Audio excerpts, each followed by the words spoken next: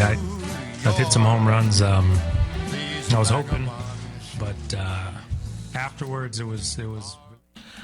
Good morning, everyone, and welcome back to the IC Gales Spotlight interview. I'm your host, Ian Sachs, and I have the honor to be joined by John Higgins today.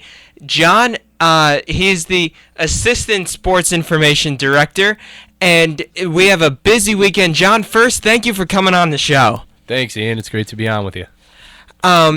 All right, so John, first off, big weekend in Iona athletics. Well, really, Iona, the whole college, but especially the athletics department. Homecoming weekend is this weekend, kicking off tonight with Maroon Madness. John, what can you tell us about it? Maroon Madness, it's the official start of basketball season here at Iona College, and gets our fans into the Heinz Center for the first time this season to take a look at our men's and women's basketball teams. Both teams claimed the regular season championships a year ago, so expectations are high, and I think a lot of people around campus and in the area in general are excited for Iona College basketball this season. I am for sure. Yeah, both teams coming off of historic seasons last year. We'll get into to both basketball teams a little later, but first, the event starting at 9 o'clock. It's a really nice pep rally. We've got in addition to the basketball teams, giveaways and the cheerleaders and dance teamers performing. Now, John, how much work is going into the behind the scenes that people really don't see for Maroon Madness? Well, I think plenty of credit needs to be given to our facilities department, both athletics and the college in general, for helping set up our brand new video boards, which are going to be a huge highlight of the event tonight. They did an incredible job getting things down and up in just a great, with great speed and efficiency. So, that's going to be the big part. We're going to unveil those to the students. I know plenty of the students have seen them at the volleyball games this year, but we're going to incorporate a lot more video. And, obviously, Brian Byer, the Associate Athletic Director for Communications, has been knocking out some great stuff that's going to be on the video boards. And then Tom Moran, our Assistant Athletic Director for Marketing and Tickets, who's really running the show this year, getting our pep, our cheerleaders, dance team, pipe bands, everybody's going to be there, and the teams are excited, and, those are, it takes a lot of effort from everybody and make sure that everybody's in sync. And, I think we're going to have a great event today because of the hard work that they've put into it. And now, excuse me, starting off, as you said, so many people working behind the scenes and having so much goes into it. John, any hint on some of the giveaways that might be there? Always good on giving out free stuff to get people in the doors. I am not sure if there's a big event prize this year. In the past, I know we've had iPad giveaways, but I can say free T-shirts. Everybody loves free T-shirts. I don't think I've ever, you go to any sporting event, I've never seen anybody get a kick out of free T-shirts quite like at a sporting event. Obviously the Heinz Center is a little small for a T-shirt cannon, but I'm sure people are warming up their right and left arms, getting ready to throw them in the stands. And now after Maroon Madness, that's not the only big sporting event this weekend. We have a ton of teams in action. Two of them at home. Women's soccer tomorrow on Mazzella Field at 12 o'clock against Niagara. It is senior day for the Gales. John, you cover the team for sports information. Tell us about how the season's been going so far for them and what we can look for on this special day for the Gales. The girls have been fighting hard. They're coming off a huge 7-1 victory over St. Peter's. And, as the season, as we get to near the end of the conference slate, obviously the importance of every game is, magnified to make sure that you can get into postseason play, MAC championship play. They're on the outside looking in at the moment, but they have, I think through four games left to make some noise. Obviously, you can't get a better result than what they had at St. Peter's. That 7-1 victory is something that's going to get them motivated and fired up. 5 different girls scored that game, and I think getting everybody involved in the offense and playing strong defense. They outshot St. Peter's 22-4 in the game, and just completely dominated the contest. So I think they are ready to go. I think I believe they're 2-3-2 in conference play right now. So they got a little work to do, but coming back tomorrow, they're gonna have a great crowd. We're gonna celebrate Senior Day. I know they have a midweek home game coming up, but they wanted to celebrate Senior Day during homecoming with all the parents and families available. It's harder to get people into a crowd on a 3 o'clock on a Wednesday sometimes. So we're making the most of the game time. And the girls, we have 7 seniors that are going to be recognized who've been through a lot and have contributed a lot to the program. What are some of the special events that are going to transpire before the game between both Senior Day and homecoming? I think obviously when we do our Senior Day presentation, it's a very emotional time for the girls and for the coaches and their families. The girls have put in a lot of effort over their 4 years, and as they realize that their time's winding down, it's a very emotional time for them. And I know that they're going to put the pressure's going to be there, and they're going to put a lot of effort into picking up a W tomorrow. It's a great motivation when you can play on homecoming, and it's an even greater motivation when you're playing on Senior Day. Now, tomorrow we also have, shortly after that game wraps up, heading over to the Hines Athletic Center for the volleyball team squaring off against local rival Manhattan.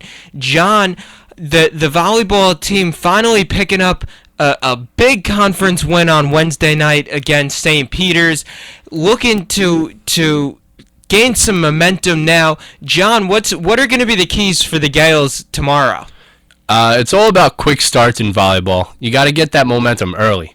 I think what's happened with the girls, that game against Canisius, where they picked up the first 2 wins and then came out of the break and lost 3 straight, I think kind of woke them up a little bit. I'm sure it did. And what they really need, and then what they got to do is get out to that quick start. And you see that 2-0, you're up 2 sets. That means you got to get that 3rd set done. And I'm sure they're going to learn. That's a great example on how to close a game. Learning from that, and they were able to do that against St. Peter's, getting the 3-set win. So it's about strong play up in the front, getting to what you can, and attacking. They realize their backs are against the wall as well, and I'm sure they're going to come out fired up tomorrow.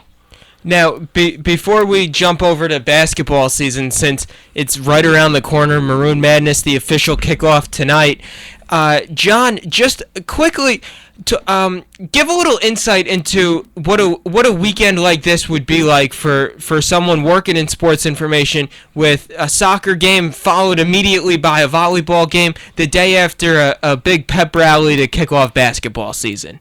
The importance of communications, athletic communications, sports information is always preparing the game, game operations. We handle public address and music, and always making sure those elements are taken care of.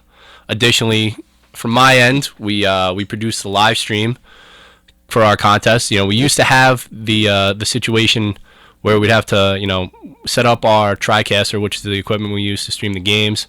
We'd have to set it up in the press box or at the volleyball court, whichever event came first, and then we'd have to quickly hustle. One of the great parts of the new technology that we've put in the gym is that our the TriCaster is built into it, so what we're putting off the video boards is coming off on our video stream, and that takes away some concerns, trying to get that quick turnover.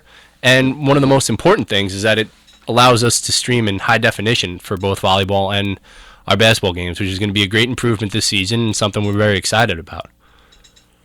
Now, I've been at some of the volleyball games with seeing the video boards, and one of the really nice things about it is that now we have in-game replays, so you could be sitting at the game and see, say, for basketball, a monstrous dunk, and 2 seconds later, the highlights back on the video board. John, what does this say about where the direction that the Iona Athletics department is going? That now we have a video board that's really elevating us to more elite standards in, let's say, our conference in particular. Always, competition isn't always on the court anymore when it comes to college athletics. It's about looking the best, on the court, off the court. We had one of the biggest things we did last season was when we signed up with Adidas as our athletic provider, and they were able to, get us in the right track when it comes to our product. The teams are head to toe in Adidas, and looking the same.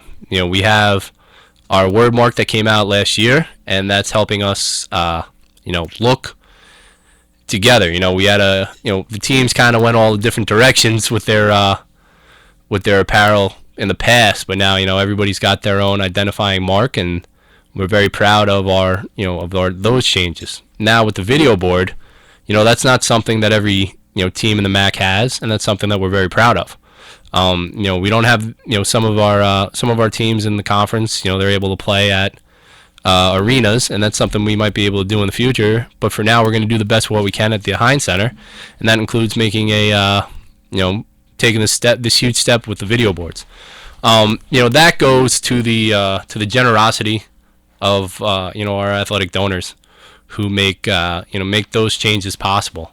Who really commit to the plan and the plan of Iona College Athletics, and making sure that they can making sure the Gale pride is seen. And that's an incredible compliment to them for using their resources that way.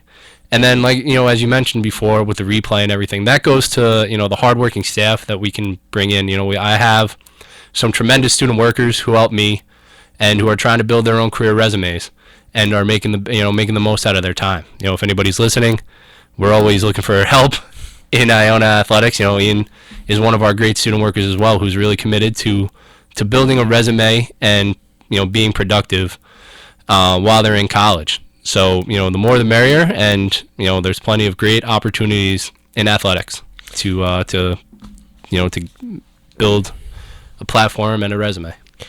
Ian Sachs joined on the Iona Athletics Spotlight interview by Assistant Sports Information Director John Higgins.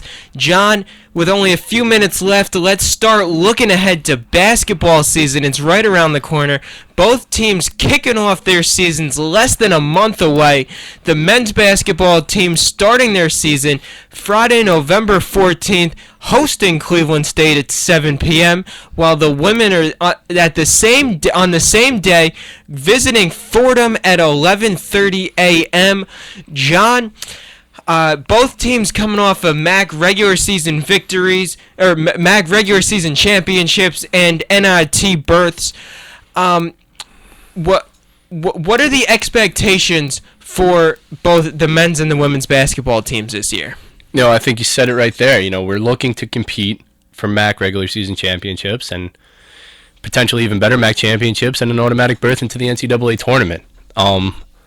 The ladies had the best season in program history last year. They went 26-6, 20 games over 500, most wins in a season. And Coach Gotze and Coach Ashley, Associate Head Coach Ashley Kelly, did an amazing job.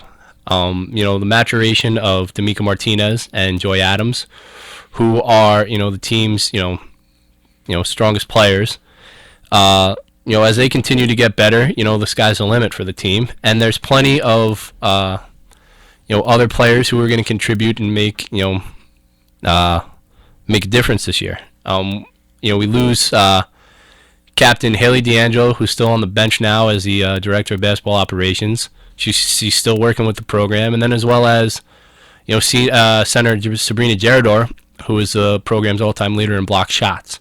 So you're going to lose that, but you're still returning, junior guard Aaliyah Robinson, who was the 6th player of the year a year ago, who can score, who might have the prettiest outshot shot I've ever seen. Just it comes out of her hand, and it's basically a radar looking basically right to the middle of the hoop. Leah is a great X factor to have. She was a difference in that win over Marist early a year ago. She just knocked down 3-pointer after 3-pointer. Marist is great at controlling your strengths, and you just need a difference maker. And difference makers, change the course of games, and Aaliyah did. We bring in Corinda Dupree, who's a transfer from LaSalle. She sat out last season, but she's going to be in the post. She's about 6'4", and we bring in a very talented freshman group. Felicia Gilmore is a guard from Tennessee, who's going to come in and potentially play right away. Ashley Murray is a 6'3" forward, and Casey Wortley, 6'2" forward from Arizona, who can play both inside and outside. And you bring back Cassidy Ranger, who's a great shooter from the outside. Spencer Gray, who can play who can control the game from a point guard standpoint, as well as Christina Rubin, who's an inside-outside player, and Aurelia Kamek, who's a bruiser inside. You need somebody who's going to fight for every loose ball, and that's Aurelia's calling card. And John, you especially highlighted D'Amica and Joy, who just this week were named to the preseason All-American teams. Both of them ranking in the top 5. D'Amica at least top 10 in scoring, and Joy, I believe, 3rd in the nation in rebounding last year. John, with these two teams, with these two players, where can they lead the Gales this year? They are, two of the best players that have ever put on the maroon and gold for the women's basketball team. I almost said Lady Gales. Sorry. D'Amica is the country's leading returning scorer.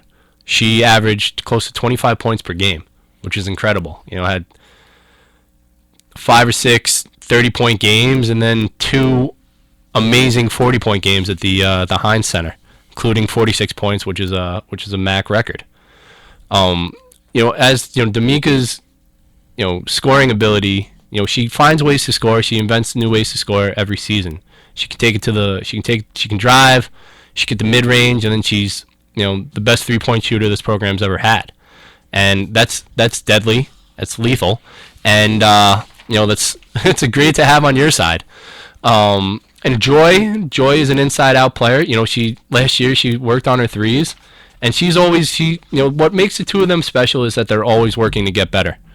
And as you can see from the results, they keep getting better. And it started for the two of them when they were freshmen. D'Amica came in and won the scoring title as a freshman, was the first freshman in MAC history to do that. Joy came in and led the league in rebounding. And she's a double-double machine. She's going to get the boards, and she's going to get the putbacks, and she's going to create her own shot, and she's great on the fast break.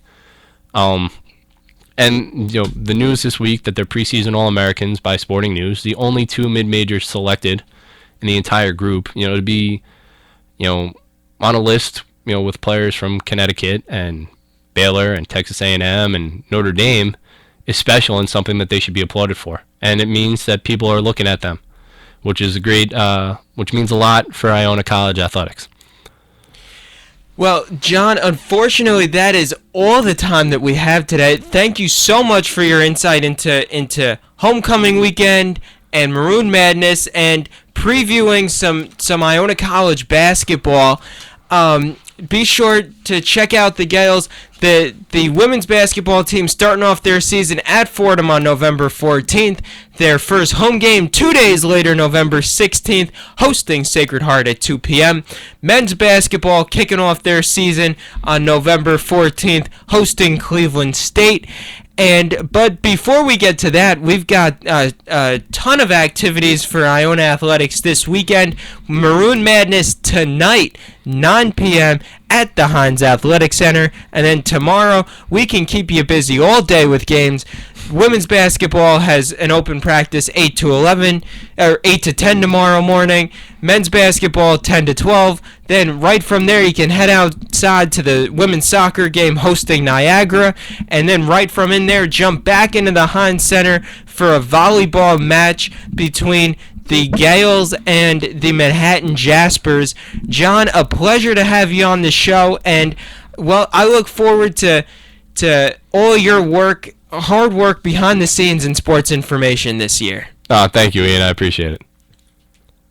WICR presents This Moment in History. This neighborhood war has sent men, food. From the NBC newsroom in New York, President Roosevelt said in a statement today that the Japanese have attacked the Pearl Harbor, Hawaii, from the air. I'll repeat that. President Roosevelt says that the Japanese